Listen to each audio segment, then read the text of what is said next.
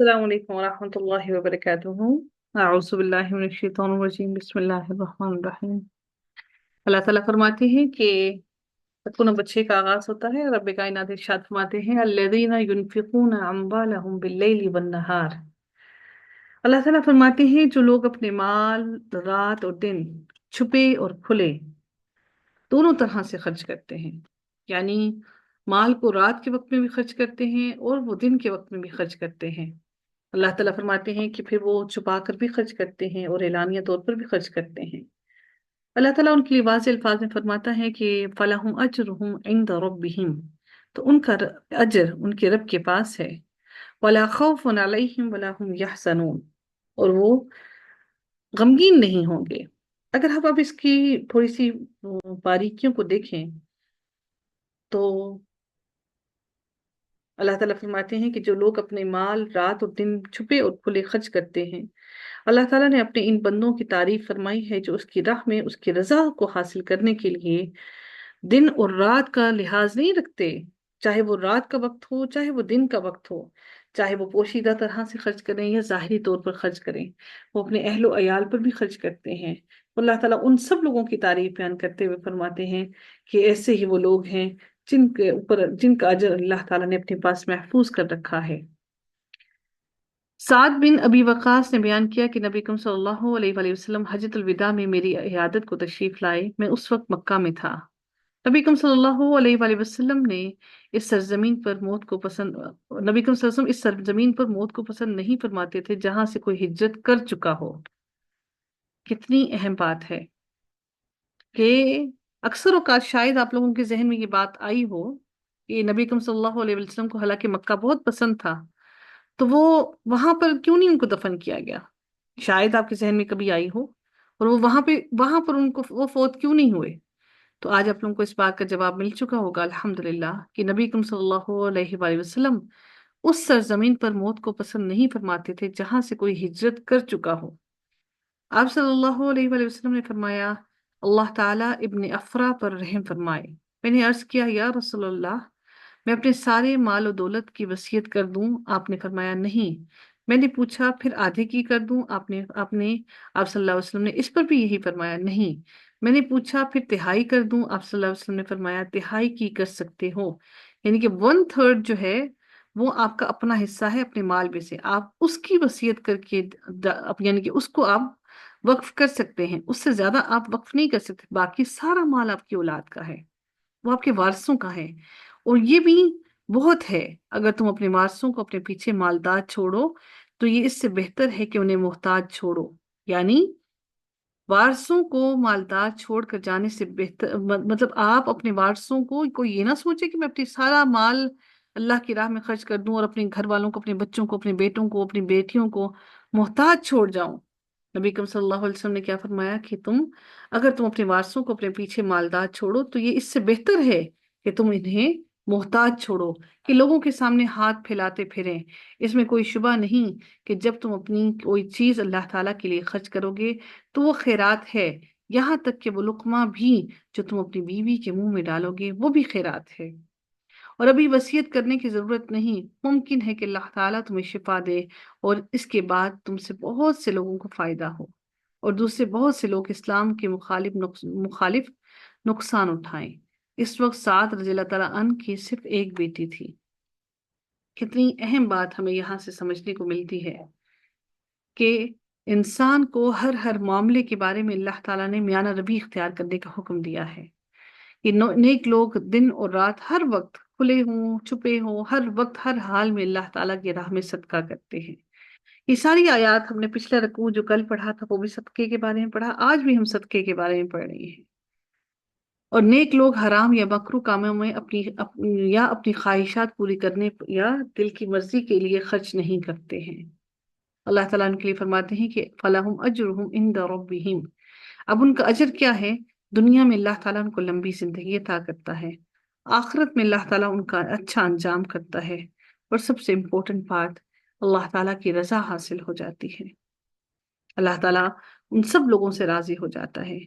رسول اللہ صلی اللہ علیہ وآلہ وسلم نے فرمایا جو شخص اللہ تعالیٰ پر ایمان رکھے اور اس کے وعدے کو سچا سمجھتے ہوئے کوئی گھوڑا राह खुदा में काम करने के लिए परवरिश करता है, तो घोड़े का खाना पीना, उसका जो गोबर है वो, उसका पेशाब, सब कुछ क़यामत के दिन उसकी मीज़ान में रखा जाएगा और नेकियों के तौल में आएगा। सुभान अल्लाह।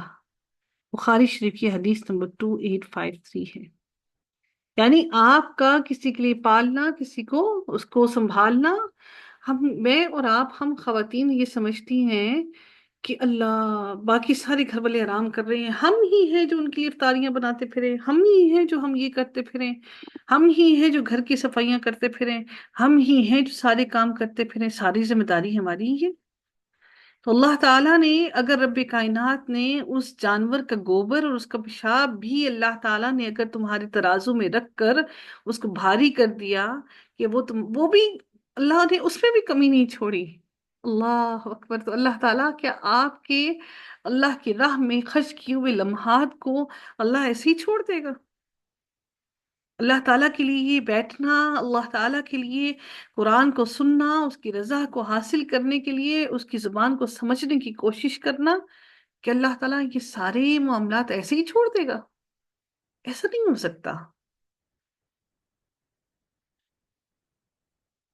रसूलुल्लाह सल्लल्लाहु अलैहि वसल्लम से सवाल किया गया, "ऐ अल्लाह के रसूल, कौन सा अमल जन्नत को वाजिब कर देता है?" आपने फरमाया, तुम उम्दा कलाम करने और खाना खिलाने को लाजिम पकड़ो। आपको मैं एक बात बताऊं, आजकल एक बड़ी आम सी बात हो गई है, मेहमान आता है ना घर में, हम इंतजार में रहते हैं कि ये उठ कर जाए। और यकीन कीजिए कि पहले ऐसे नहीं होता था। आप जिस वक्त भी जाएंगे, मेहमान नवाजी इस कदर होती थी कि अब खाना खाने का वक्त नहीं भी होता था, खाने का वक्त कर देते थे, खिला कर ही भेजते थे। हम ये समझते हैं कि शायद हमने मेहमान को खिला दिया तो हम मुफलिस हो जाएंगे, एक दूसरे का मुंह देखते रहते हैं। और जब कोई उठने लगता है, फिर समझते हैं, फिर उसको कहते नहीं, आप बैठिए हम चाय बना कर लाते हैं, चाहे खाने का वक्त हो जाए। तो देना, देने वाली जात अल्लाह ताला की है, देना तो उसने है, माल भी उसका। तो नबी अकरम सल्लल्लाहु अलैहि वसल्लम ने क्या फरमाया कि जन्नत को ये वाजिब कर देती है ये, कि खाना खिलाने को पकड़ लो अपने हाथ में। अल्लाह ताला तुम्हारे रिस्क में कमी नहीं करेगा। कोई ये ना समझे कि तुम मुफलिस हो जाओगे। अल्लाह ताला मजीद इरशाद फरमाते हैं। एक और हदीस में आपको बताती चलूं कि सही बुखारी की हदीस, एक और हदीस है कि रसूलुल्लाह सल्लल्लाहु अलैहि वसल्लम ने फरमाया, जिसकी जिंदगी का खात्मा इस हाल में हो कि उसने अल्लाह ताला से सवाब हासिल करने की उम्मीद में किसी मिस्कीन को खाना खिला रखा हो, तो वो जन्नत में दाखिल होगा। भूखे की भूख मिट जाए, प्यासे की प्यास मिट जाए और बेलिबास बरहना ना रहे, ये तभी मुमकिन है जब लोग रात और दिन खर्च करें। जब मुट्ठी बंद होती है तो गुर्बत आम होती है, और जब मुट्ठी खुल जाती है तो मुट्ठी खुलने के बाद गुर्बत कम हो जाती है। बदकिस्मती से अब हमने मुट्ठियां अपनी बंद कर ली। पहले ब्रांड्स के कपड़े कोई कोई पहना करता था, जो इलीट क्लासेस में होते थे। आज मेरी और आप जैसे लोग, जो हम लोग मिडिल क्लास के हैं, आज हर कोई ब्रांडेड कपड़े पहनता है। एलीट क्लासेस से मुराद आप समझते हैं वो कौन सी क्लास है? जो गिने चुने हमारे मुल्क के अंदर लोग हुआ करते थे। आज हर कोई ब्रांड्स पहनता है, और हर कोई इसमें अपने लिए एक शर्मिंदगी महसूस करता है कि हम कैसे कहें कि हमने ब्रांड का कपड़ा नहीं पहना। हम अल्लाह की राह में उसी वक्त खर्च कर सकते हैं जब हम अपने हाथ को, अपनी ख्वाहिश को थोड़ा सा कम करेंगे। अदरवाइज हम अल्लाह की राह में कभी नहीं खर्च कर सकते, हमारी ख्वाहिशें ही पूरी नहीं होंगी, हमारे लिबास और हमारे जूते ही नहीं पूरे हो पाएंगे। क्या फर्क पड़ता है अगर हमने एक ही जगह पर जो चीज एक एक फंक्शन में यूज की और हम खवातीन उसी उसी कपड़े को दोबारा ना पहने? हम उसी को दोबारा पहन लेंगे तो क्या होगा? क्या आपके घर आकर कोई आपको नए कपड़े देकर जाएगा? आपको नए जूते आकर देगा? क्या होगा? ज्यादा से ज्यादा बात होगी, लोग आपस में डिस्कस करेंगे कि इसके पास पैसे नहीं है, कोई आपको गरीब कहलाएगा। मैं बार बार कहती हूँ, यकीन कीजिए, हम औरतों से ही जहन्नुम भरी जाएगी। मर्द एक सूट बनाते हैं, उसमें 10 फंक्शंस गुजार देंगे। हम खवातीन को हर हर फंक्शन के लिए नया सूट चाहिए, नया जूता चाहिए, मैचिंग चाहिए। ہر سوٹ کے ساتھ ہمیں جیولری چاہیے. یہ اخراجات بڑھانے والا کون ہے؟ کہ میں اور آپ ہی ہیں نا. تو یہ اللہ تعالیٰ نے اسی لیے نبی کریم صلی اللہ علیہ وسلم نے سب سے بدترین جگہ عورت کی بازار رکھی ہے. لعنت کی گئی ہے ان عورتوں پر جو بازاروں میں جاتی ہیں. کیوں؟ کیونکہ عورت کی اپنی خواہش پر قابو نہیں ہے. جب وہ بازار میں چیزوں کو دیکھتی ہے اس کی خواہشیں مزید بڑھتی ہیں. جب خواہشیں مزید بڑھتی ہیں تو وہ اپنے شوہروں کو تنگ کرتی ہیں کہ ہمیں یہ چیزیں چاہیے. جب گھر سے ہی باہر نہیں نکلے گی تو اس کی خواہش کیا بڑھنی ہے؟ جب بازاروں میں جائے گی نہیں عورت تو اس کی خواہش کیا بڑھے گی؟ ہمیں سوچنا چاہیے اپنے بارے میں. بلا مقصد بغیر کسی ضرورت کے ہمیں بازاروں کی رونق نہیں بننا چاہیے. اور اب تو ہم ونڈو شاپنگ کرتے ہیں. اللہ ہم پر رحم فرمائے. وَلَا خَوْفٌ عَلَيْهِمْ وَلَا هُمْ يَحْزَنُونَ. اور ان پر نہ کوئی خوف ہوگا اور نہ ہی وہ غمزدہ ہوں گے جب اللہ تعالیٰ روز قیامت سب کو جمع کرے گا. کہ حشر کے میدان میں کسی بھی چیز سے خوفزدہ نہیں ہوں گے. الذين يأكلون الربا لا يقومون إلا كما يقوم الذي خبطه الشيطان من المس. اللہ تعالیٰ کیا ارشاد فرماتے ہیں؟ جو لوگ سود کھاتے ہیں وہ کھڑے نہیں ہوں گے مگر جیسے وہ شخص کھڑا ہوتا ہے وہ اس طرح سے کھڑے ہوں گے جیسے شیطان نے چھو کر اس کو دیوانہ بنا دیا ہو. اس آیت میں اللہ تعالیٰ نے سود خوروں کا برا انجام بیان کیا ہے اور وہ قیامت کے دن اپنی قبروں میں سے ایسے اٹھیں گے کہ گویا کہ شیطان نے انہیں دیوانہ بنا دیا ہو. اس وقت انہیں سخت سزا ملنے کا یقین ہوگا. سوچئے ایک بات اپنے آپ کو وہاں پر رکھ کر سوچئے. رب کائنات کا عرش لگا ہوا ہے. رب کائنات کی کا نظام چل رہا ہے. عدالت ہے رب کائنات کی. سامنے رب کائنات ہیں. اور وہ لوگ جو لوگ سود کھاتے ہیں قبروں سے نکلیں گے اور خپتی ہو کر دیوانے ہو کر ادھر ادھر گھومیں گے. ان کو اللہ تعالیٰ کا خوف نہیں ہوگا. یعنی وہ اپنے آپے سے ہی باہر ہوں گے. جیسے دیوانہ ہوتا ہے نا پاگل ہے زمین سے مٹی بھی اٹھائی کھا لی نجاست بھی اٹھائی کھا لی ہر چیز اٹھا لی کھا لی. اس کو ہوش ہی نہیں ہوگا کہ اللہ تعالیٰ کے سامنے اس کے دربار میں کھڑا ہے. اللہ تعالیٰ نے فرمایا کہ وہ ایسے خپتی ہو جائے گا جب قیامت کے روز اللہ کے سامنے کھڑا کیا جائے گا. جب قبر سے نکلے گا تو ایسے خپتی ہو جائے گا کہ شیطان نے اس کو چھو کر خپتی بنا دیا. یعنی چھونے کا حکم کیوں چھونے کی بات کیوں کی؟ المسو یعنی جنون کی اس کے معنی ہے. جیسے دیوانگی میں انسان جنون میں آ جاتا ہے نا آپے سے باہر ہو جاتا ہے بالکل ایسا معاملہ ہوگا. اللہ تعالیٰ نے سود خور کو مخبوط الحواس شخص سے تشبیہ دی ہے جس کے حواس مکمل طور پر ختم ہو جائیں. وہ اپنے ہوش و حواس سے ہی باہر ہو جائے. اللہ تعالیٰ فرماتے ہیں ذالک بأنہم قالوا انما البیع مثل الربا. یہ اس وجہ سے ہے کہ انہوں نے کہا کہ تجارت بھی تو سود کی طرح ہے. وہ کہتے ہیں تجارت میں بھی تو مال کو بڑھا کر استعمال کیا جاتا ہے نا. ہم مہنگے داموں چیزیں بیچتے ہیں. وہ کہتے ہیں تجارت بھی تو سود کی طرح ہے.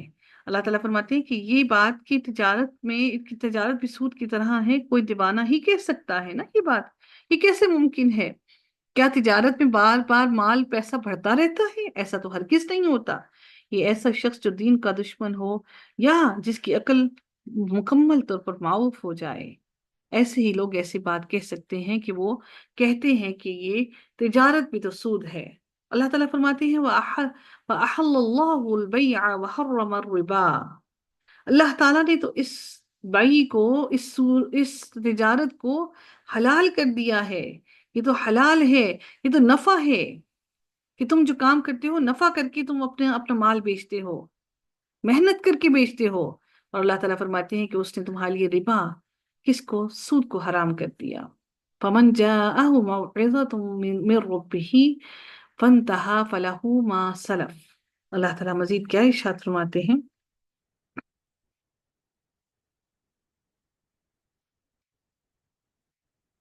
ایک بات اور بھی یاد رکھیے گا جو لوگ سود کی کمپنیز میں کام کرتے ہیں جو فائلیں بناتے ہیں جو ان کا ریکارڈ رکھتے ہیں جو ایون کہ وہاں پر چوکیدار ہیں جو گارڈز ہیں جو بینکس میں کام کرتے ہیں ان سب کے معاملے میں یہ آیات ہیں. قطن کسی صورت میں بھی بینک کی نوکری قطن قطن قطن حلال نہیں ہے. قطن حلال نہیں ہے. اس کا ایک لقمہ ایک روپیہ بھی حلال نہیں ہے. हम सब जानते हैं, लेकिन बदकिस्मती से आंखें बंद कर रखी हैं, कान बंद कर रखे हैं कि हमें कोई इस बारे में बात ना करे। अल्लाह ताला फरमाते हैं फमन जाअहु मौइज़तुम मिर रब्बिही फंतहा फलहु मा सलफ। चनाचे जबकि जिसके पास उसके रब की तरफ से कोई नसीहत आ जाए, जब किसी के पास नसीहत आ जाए जिससे वो बाज आ जाए, तो जो कुछ पहले गुजर चुका वो उसके लिए है। जिस शख्स के पास ये बात पहुंच गई कि अल्लाह ताला ने सूद से मना फरमाया है और इस हुक्म को जानने के बाद वो शख्स सूद लेने से तौबा कर ले, तो जो सूद वो उससे पहले ले चुका है वो उसी का है। इसके लिए कानूनी रियायत है, यानी जो पहले खा चुका उसे वापस करने का कानूनी मुतालबा नहीं किया जा सकता। साइद बिन जबीर ने इस आयत के मुतालिक कहा कि यानी कुरान का सूद की हुर्मत के बारे में बयान आ जाए तो उससे रुक जाए। इसने उसने रिबा की हुर्मत से पहले जो खा लिया वो उसके लिए है, यानी उस पर अल्लाह ताला माफी भी दे देगा। व अमरुहु इलल्लाह, अल्लाह ताला इस बात को एलेबोरेट कर रहे हैं, और उसका मामला अल्लाह ताला के हवाले है। यानी जो उसने पहले सूद खा लिया, व अमरुहु इलल्लाह, उसका मामला अल्लाह ताला के हवाले है। इससे मुराद ये है कि क़यामत के दिन तौबा करने वालों का मामला अल्लाह ताला के हाथ में होगा। वो जो चाहेगा फैसला करेगा। इसका फैसला अल्लाह ताला की रजा और मशीयत पर है, यानी इखलाकी हैसियत से उसकी उस माल की निजात बरकरार है। अब इसे सजा देना और मुस्तकबिल में उसके अमल को देखना अल्लाह ताला के जिम्मे है। हम में से कोई भी नहीं जानता इस बारे में। अल्लाह ताला फरमाते हैं वमन आदा, और जो वापस लौट आए, वमन आदा, जो वापस यही गुनाह करे, यानी वो वापस एक दफा तौबा की और फिर दोबारा से वमन आदा, वो वापस लौट आए किसकी तरफ? सूद की तरफ। दोबारा से सूद खाना शुरू कर दे। वमन आदा, और जो वापस लौट आए, फउलाइक अस्हाबुन नार, तो यही तो वो लोग हैं जो जहन्नम वाले हैं। हुम फीहा खालिदून, ये इसमें हमेशा हमेशा रहेंगे, इस जहन्नुम से ये नहीं निकलेंगे। हम समझते हैं हम उम्मती हैं और हम लोग जहन्नुम से निकल आएंगे। क्या हम इन सारे मामलात से पाक हैं? आजकल बहुत सारे मामलात चल पड़े हैं जी, कि हम कहते हैं जी आप फलां जगह पे पैसे अपने इन्वेस्ट करें, आप मेंबर्स बनाएं, और मेंबर्स बनाने बनाने पर हम आपको कमीशंस देते रहेंगे और आपको ये होगा। ये सब सूद के नए नए तौर तरीके हैं। जिस चीज में मेहनत ना हो वो तिजारत नहीं है। जिस चीज में मेहनत के बगैर आप पैसा डाल के इन्वेस्ट करके आपको प्रॉफिट्स मिलते रहे, वो आपका तिजारत नहीं है। वो तिजारत के मानों में नहीं आता। अल्लाह ताला उन सब के लिए पकड़ करेगा। उम्मुल मोमिनीन सईदा आयशा ने बयान किया है कि जब सूद के सिलसिले में सूरह बकरा की आखिरी आयतें नाजिल हुई तो रसूलुल्लाह सल्लल्लाहु अलैहि वसल्लम ने उन्हें पढ़कर लोगों को सुनाया, और उसके बाद शराब की तिजारत भी हराम करार पाई। सूद, अब अगर सोचें तो किस दर्जे का गुनाह है, मैं आपको बताऊं कि आप सल्लल्लाहु अलैहि वसल्लम ने, मुस्लिम की हदीस नंबर 262 में है, नबी करीम सल्लल्लाहु अलैहि वसल्लम ने फरमाया कि 7 हलाकत में डालने वाली चीजों से बचो। अर्ज नबी अकरम सल्लल्लाहु अलैहि वसल्लम ने उनसे किया गया, उनसे पूछा गया, या रसूलुल्लाह वो कौन से गुनाह हैं? आपने फरमाया अल्लाह ताला के साथ शिर्क करना, जादू करना, उस जान को मारना जिसका मारना अल्लाह ताला ने हराम किया है लेकिन हक पर मारना दुरुस्त है, सूद खाना, यतीम का माल खा जाना, जिहाद में दुश्मन के मुकाबले से भागना, पाक दामन औरतों पर बदकारी की तोहमत लगाना। आपको मालूम है कि सूद में की मिसाल बिल्कुल ऐसे ही है। ये बिल्कुल ऐसे है जिस तरह से किसी ने, नबी करीम सल्लल्लाहु अलैहि वसल्लम ने सूद के बारे में फरमाया कि सूद के 70 दर्जे हैं, उनमें से कम दर्जे का 70 दर्जे हैं सूद के। सूद के भी दर्जे मुकर्रर कर दिए अल्लाह ने, दर्जे हैं, और उसमें सबसे कम दर्जे का गुनाह इस कदर है जैसे कोई अपनी माँ से निकाह करे, यानी अपनी माँ के साथ जना करे।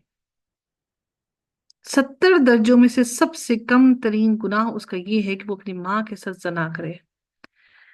इब्ने माजा की हदीस नंबर 2274 में ये लिखा है। आप और मैं सोच लें कि हमारे घर वाले या अहलो आयाल जो भी बैंक्स में काम करते हैं वो क्या कर रहे हैं। सूद का लेन देन बहुत बड़ा गुनाह है, इसलिए सूद से मुतल्लिक हर शख्स पर लानत की गई है।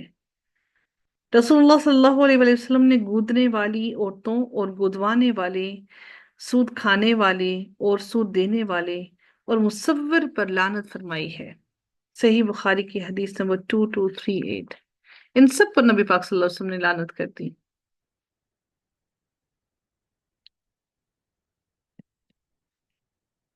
اللہ تعالیٰ فرماتے ہیں اگلی آیت کے اندر، یمحق اللہ الربا ویربی الصدقات، اللہ تعالیٰ سود کو مٹاتا ہے اور صدقات کو بڑھاتا ہے۔ اللہ تعالیٰ نے آپ کو صدقہ کرنے کا اسی لیے حکم دیا کہ آپ صدقہ کرو تاکہ اگلے بندے کی پریشانی کم ہو جائے، دوسرے بندے کی مشکل کم ہو جائے، اور وہ آپ کے صدقے کی وجہ سے اپنے قرض سے باہر نکل آئے، اور وہ کسی اور سے سود پر پیسے نہ لے۔ آپ کو کسی کی مشکل نظر آتی ہے، اس کو صدقہ کیجیے، اس کو صدقہ دیجیے۔ واللہ لا يحب کل کفار اثیم، اللہ تعالیٰ پھر یہ بھی ارشاد فرماتے ہیں اور اللہ تعالیٰ کسی ناشکر گناہ کار کو پسند نہیں کرتا۔ سورہ روم میں اللہ تعالیٰ نے ارشاد فرمایا کہ اور سود جو تم دیتے ہو تاکہ لوگوں کے مال میں اضافہ ہو جائے، سو وہ اللہ تعالیٰ کے نزدیک نہیں بڑھتا، اور جو تم زکوٰۃ سے دیتے ہو کہ اللہ تعالیٰ کی رضا کا ارادہ کرتے ہو، تو یہی لوگ ہیں جو کئی گناہ بڑھانے والے ہیں۔ یمحقو کا معنی ہوتا ہے یذہبو، یعنی کہ لے جانا، مٹا دینا، دور کر دینا۔ اللہ تعالیٰ سود کو بہت دور کرنا چاہتا ہے، وہ تمہارے نزدیک بھی نہیں لانا چاہتا، اور اللہ تعالیٰ نے تمہارے لیے صدقہ کو پھیلا دیا کہ تم صدقہ کرو تاکہ تمہارے گناہوں کو اللہ تعالیٰ معاف کرے، اور جو لوگ غریب ہیں اللہ تعالیٰ ان کے لیے بھی آسانی کرے۔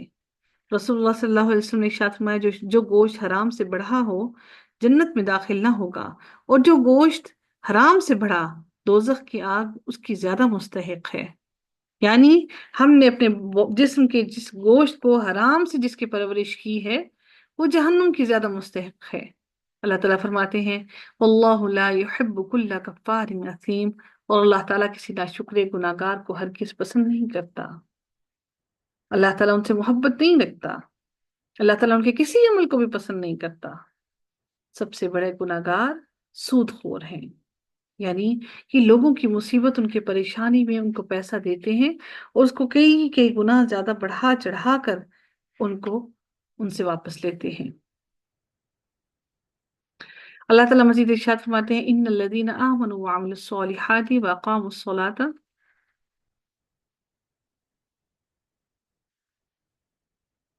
اچھا جی، یقیناً جو لوگ ایمان لائے اور انہوں نے نیک عمل کیے اور نماز قائم کی اور زکوٰۃ ادا کی، اللہ تعالیٰ ان کے لیے فرماتے ہیں کہ ان کا اجر ان کے رب کے پاس ہے، اور وہ بھی قیامت کے دن، روز قیامت، نہ ہی وہ غمگین ہوں گے اور نہ ہی ان کو کوئی خوف ہوگا کہ انہیں جہنم میں داخل کیا جائے گا۔ جن کی تیاری مکمل ہے ان کو کس قسم کا خوف؟ وہ تو کسی بھی خوف میں مبتلا نہیں ہوں گے۔ اب اللہ تعالیٰ ان لوگوں کی بھی مثال بیان کرتے ہیں کہ وہ لوگ یا ایھا الذین آمنوا اتقوا اللہ وذروا ما بقی من الربا، اے لوگوں جو ایمان لائے ہو اللہ تعالیٰ سے ڈر جاؤ اور جو سود میں سے باقی رہ گیا ہے اسے چھوڑ دو اگر تم ایمان لائے ہو۔ اس کے شان نزول دیکھیں تو وہ یہ ہے کہ حضرت ابن عباس سے روایت ہے کہ وہ فرماتے ہیں کہ ہمیں یہ بات پہنچی ہے کہ یہ آیت قبیلہ ثقیف میں سے بنی عمرو بن عوف اور بنی مغیرہ کے بارے میں اتری۔ اب کیا ہے کہ بنی مغیرہ ثقیف کو سود پر مال دیا کرتے تھے، لوگوں کو سود پر مال دیا کرتے تھے۔ جب اللہ تعالیٰ نے اپنے رسول کے ذریعے مکہ مکرمہ فتح کر دیا اور اس دن تمام سودی کاروباروں کا خاتمہ کر دیا، تو بنی عمرو بن بنی مغیرہ عتاب بن اسید کے پاس آئے، اور بنی مغیرہ نے آ کر کہا کہ اس سود کی وجہ سے ہم تمام لوگوں سے بدتر ہو گئے اور ہمارے علاوہ اور لوگوں نے سود کا خاتمہ کر دیا۔ تو بنی عمرو بولے کہ آپس میں ہم اس شرط پر صلح کر لیں کہ ہمارے لیے ہمارا سود ہے۔ ان کی یہ بات عتاب بن اسید نے رسول اللہ صلی اللہ علیہ وسلم کی خدمت میں لکھ کر روانہ کی، تو اس پر یہ آیت اور اس کے بعد والی آیات نازل ہوئیں، اور ابن جریر نے اکرمہ سے یہ روایت نقل کی ہے کہ یہ آیت قبیلہ ثقیف میں سے مسعود بن حبیب ربیع کے متعلق یہ اتری ہے۔ یعنی وہ چاہتے تھے کہ ہم آپس میں صلح کر لیتے ہیں، آپ لوگ بے شک سود کا کاروبار نہ کریں، لیکن جو ہم نے سود دے رکھا ہے ہمیں وہ وصول کرنے دیجیے۔ رسول اللہ صلی اللہ علیہ وسلم نے حجۃ الوداع کے موقع پر فرمایا کہ جاہلیت کے زمانے کا سود پامال کر دیا گیا ہے، اس کو ختم کر دیا گیا ہے، اور میں اپنے سود میں سے سب سے پہلا اپنے چچا عباس بن مطلب کا سود معاف کرتا ہوں۔ مسلم کی حدیث 2950 ہے۔ یعنی ان کا کاروبار اس وقت صرف سود پر ہی چلتے تھے. جو اس کے پاس پیسہ تھا وہ غریبوں کو دیتے، پھر اس کو وصولیاں کر کر کر کر کے وہ کھاتے رہتے. ہم لوگ بھی بینکس کے اندر فکس ڈپوزٹ کرواتے ہیں نا، تو فکس ڈپوزٹ کروا کے کیا کرتے ہیں؟ سود کھاتے ہیں. تو وہ جو سود کھاتے ہیں اس کے ساتھ پھر کیا معاملہ ہوگا؟ تو اللہ تعالیٰ نے کہا کہ اگر جو تمہارے پاس سود تم نے دیا تھا اور ابھی واپس لوٹانا باقی ہے تو اس کو معاف کر دو.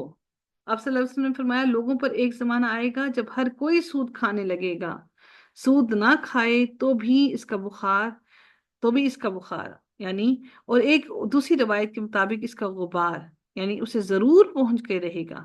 کسی نہ کسی طرح سے سود اس کے پیٹ میں ضرور پہنچے گا. اور آج یقیناً وہی وقت آ گیا ہے. آج ہر کوئی سود میں کسی نہ کسی طرح سے مبتلا ہے. اللہ تعالیٰ مزید ارشاد فرماتے ہیں فَإِن لَمْ تَفْعَلُوا فَأْذَنُوا بِحَرْبٍ مِّنَ اللَّهِ وَرَسُولِهِ. پھر اگر تم نے ایسا نہ کیا تو اللہ تعالیٰ اور اس کے رسول کی طرف سے بڑی جنگ کا اعلان سن لو. اللہ تعالیٰ نے جنگ کا اعلان کر دیا. فَأْذَنُوا بس سن لو اس اعلان کو. اللہ نے کہا اعلان سن لو بِحَرْبٍ مِّنَ اللَّهِ، اللہ تعالیٰ کی طرف سے جنگ کا اور اس کے رسول کے ساتھ. کیوں؟ اللہ تعالیٰ پھر یہ بھی فرماتے ہیں فَلَكُمْ فَإِن تُبْتُمْ فَلَكُمْ رُؤُوسُ أَمْوَالِكُمْ لَا تَظْلِمُونَ وَلَا تُظْلَمُونَ.